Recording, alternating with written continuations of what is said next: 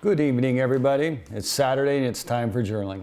It's the first day of a long weekend, so I hope everybody's enjoying themselves for a one-day extended weekend and on the brink of summer. So for those of you who happen to be new, journaling is very simple.